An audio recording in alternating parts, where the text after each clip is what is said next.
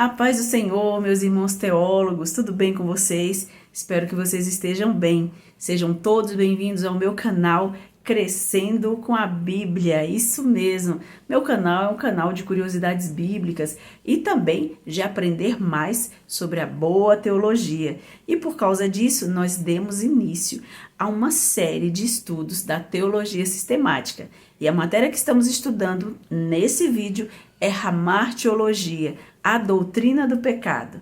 Meus alunos que me acompanham, essa é a nossa terceira e última aula, isso mesmo. A matéria de Hamartiologia a gente conseguiu resumir em apenas 3 vídeos. E esse não será muito longo para ajudar vocês. Porém, se vocês tiverem dúvida, alguma coisa não ficou bem esclarecida, pode colocar aí nos comentários. E você que ainda não é meu aluno ou que está me conhecendo agora pela primeira vez, meu nome é Sandra Raquel, sou pastora da Assembleia de Deus Missão para o Mundo, sou bacharel em teologia com pós-graduação em Novo Testamento e sou professora de Bíblia há mais de 20 anos. Estou aqui com o meu canal tirando dúvidas dos nossos irmãos, com curiosidades, trazendo curiosidades bíblicas. Logo, logo estarei gravando mais alguns vídeos sobre curiosidades bíblicas, mas devido à necessidade dos nossos alunos, viemos aqui com esta série de estudos teológicos, é isso mesmo. E você que está nos conhecendo agora, por favor, se inscreva.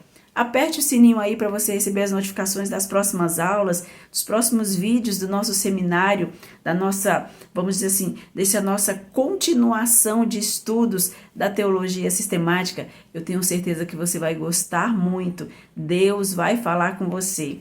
Se você já gostou logo desse início do tema, já dá um joinha, já curte logo agora no início, para que o YouTube entenda que o nosso conteúdo é relevante e espalhe para mais pessoas a boa palavra de Deus. Isso, a teologia sadia, é a teologia baseada na Bíblia. Vamos começar? Se vocês estão me vendo olhando aqui do lado, é porque o meu computador está no PDF da aula e eu estarei colocando o PDF aí no link para que você também tenha acesso à parte escrita. Que Deus possa abençoar a mente de vocês para que vocês possam aprender cada vez mais da palavra de Deus. Na aula passada, nós concluímos a parte das consequências do pecado, mas ainda é necessário falar a respeito da tentação e quem é que peca, se é o corpo, a alma ou é o espírito. Porém, antes disso, eu vou falar sobre o pecado e Cristo. Essa parte é uma introdução para a próxima aula. O próximo vídeo vai ser sobre soteriologia, é a doutrina da salvação. E eu já vou dar agora aqui uma prévia do que nós vamos estudar na próxima aula ou no próximo vídeo. Diz assim: o pecador, o transgressor, é conscientizado por si mesmo ou pela lei que o seu ato exige expiação. A expiação é justamente você pagar, você ser necessário extirpar aquilo. É necessário que você seja limpo do seu pecado. E quem é que vai fazer isso? Quem é que vai nos limpar totalmente dos nossos pecados? Levando em conta que a Bíblia diz, o que a Bíblia diz sobre justiça e santidade de Deus, o pecado deverá ser punido com rigor. Isso está no Salmo 62, 12, que fala que nós temos sim que sermos responsabilizados pelos nossos atos. Deus recompensará cada um por suas ações. Assim como ele recompensa, ele também vai punir aquele que pecar. E aí, nessa partezinha aqui, eu vou pular para o segundo ponto, onde vai falar de Cristo. Falei do pecador. O pecador tem consciência de que o seu pecado exige, por causa da santidade e justiça de Deus, exige um pagamento, exige uma punição com rigor, exige que seja extirpado, exige expiação. Mas quem? Quem é esta pessoa que possa fazer isso, que pode fazer isso? E aí agora nós vamos falar sobre Cristo e o pecado. Cristo, o perdão do pecado, é o cerne das boas novas da salvação. Desde o Gênesis até o Apocalipse, o Deus dos céus anuncia seu plano redentor, ao enviar o seu único Filho ao mundo, sobre quem lançou a iniquidade de todos nós. Isso está em Isaías 53, versículo 6, onde ele fala que somente Jesus, o único Filho de Deus, seria capaz de carregar sobre si todas as nossas iniquidades. E como Cordeiro de Deus, Jesus, uma vez por todas, veio tirar o pecado do mundo. Está no Evangelho de João, capítulo 1, versículo 29. Assim, toda obra necessária para reconciliar os homens pecadores foi realizada pela morte e ressurreição de Cristo. Isso está na segunda carta de Paulo aos Coríntios, no capítulo 5, versículo 18, 19 e 21.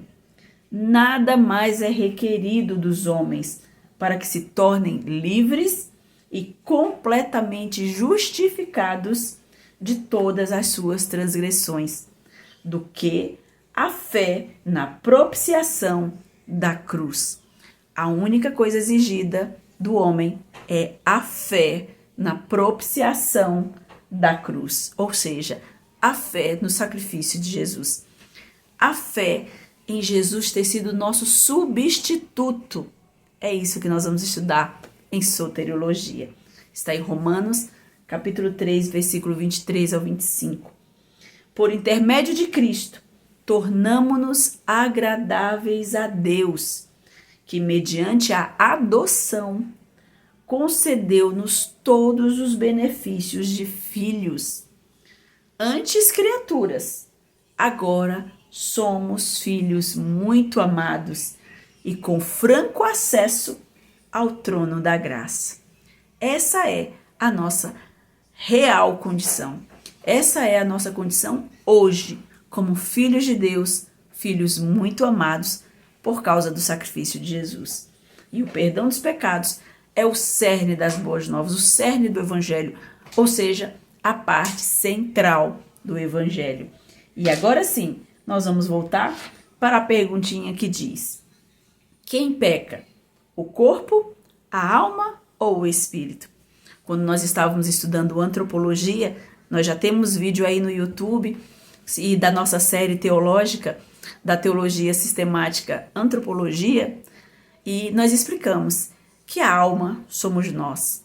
A alma é a que tem o raciocínio, o intelecto, a inteligência, a capacidade de julgar, é ela que tem a vontade, o poder de tomar decisões, é ela que tem os sentimentos, que envolve amor, alegria, ódio, tristeza. A alma se utiliza do corpo para pecar. E o espírito que habita dentro da alma, mesmo avisando, mesmo trazendo a consciência e o juízo para a alma, dizendo que ela não deve fazer aquilo, ela pode simplesmente baixar o volume da voz do espírito e então pecar. E aí, o resumo, a conclusão que nós colocamos aqui é o seguinte: o pecado afetou em cheio a constituição completa do homem: corpo, alma e espírito. Isso está em 1 Tessalonicenses 5, 23, que diz que nós devemos santificar os três. Não é só santificar a alma porque ela é a única pecadora, não. Porque para ela pecar, ela utiliza o corpo. E não é só santificar o espírito porque ele é o mais puro que está lá dentro e ele não pode ser contaminado. Não. Infelizmente, os três sofrem por causa do pecado que afetou a humanidade. Então, ele diz que todo o vosso espírito, alma e corpo sejam plenamente santificados para a volta de Jesus. E também Romanos 8:3 fala sobre isso. Aí agora nós vamos para a nossa parte final. Esse vídeo é o último e será o mais rápido, mas eu tenho certeza que os próximos da doutrina da salvação vocês vão gostar muito. Fiquem aí na expectativa, porque eu tenho certeza que muito vocês terão de aprender. Diz assim: Qual é a diferença entre pecado e tentação? Para eu saber a diferença, eu preciso distinguir o que é pecado e o que é tentação. Logo de início, eu já quero que você saiba, nunca se deve confundir tentação com pecado. Jesus sofreu tentações e permaneceu sem pecado. 1 Coríntios 10, 13. Embora Deus nos submeta a provas, em alguns momentos permita a tentação, ele mesmo não tenta a ninguém. Tiago 1,13. Eu coloquei esse texto para explicar, porque lá em Tiago 1,13 diz que Deus não tenta a ninguém e Deus não é tentado pelo mal. Mas em Tiago 1,12 vai dizer que bem-aventurado é o homem que sofre tentações. E aí eu vou explicar. Vou ler o que é tentação e aí a gente volta na explicação para você. Tentação é o ato ou o efeito de tentar. Disposição de ânimo para a prática de coisas diferentes ou censuráveis. Em outras palavras, tentação é ter vontade de fazer. Fazer é o pecado. Tentação é quando eu tenho vontade de fazer. Então, eu estou sendo tentado. Eu estou sentindo vontade de fazer aquilo. Mas eu não pequei enquanto eu não fizer. No momento em que eu fizer, aí eu peco. E na epístola de Tiago, tentações ali tem o significado de perseguição, luta, provações pelas quais o crente pode passar. Então ali o correto seria, ao invés de Tiago colocar bem-aventurado o homem que passa por tentações, seria ele colocar bem-aventurado o homem que passa por provações. Porque Deus nos prova. Quando Deus nos prova, ele quer exaltar o melhor que está em nós. Quando Deus nos permite passar por tentações, porque aí a parte da tentação é geralmente maligna, por isso que Deus não tenta ninguém, e nem Deus é tentado pelo mal, significa que Deus, ao permitir isso acontecer conosco, ele também sabe que nós vamos resistir à tentação. Porque a Bíblia diz, lá em 1 Coríntios 10, 13, que nós não somos tentados além do que podemos suportar. E junto com a tentação, o Senhor Deus também sempre nos dá o escape. Como eu posso, então, vencer a tentação? Primeiro, sabendo utilizar a palavra de Deus. Essa foi a estratégia que Jesus usou e isso aconteceu para servir de exemplo para mim e para você. Satanás veio no momento em que Jesus já estava com fome, sentindo vontade de comer. Ele disse, se você é mesmo filho de Deus, transforme essas pedras em pães. E aí Jesus responde com a palavra de Deus. Nem só de pão vive o homem, mas de toda a palavra que sai da boca de Deus. Então, se você tem conhecimento bíblico, quando vier a tentação, você vai saber como reagir a ela. Porque o Espírito Santo vai te fazer lembrar das palavras do nosso Deus.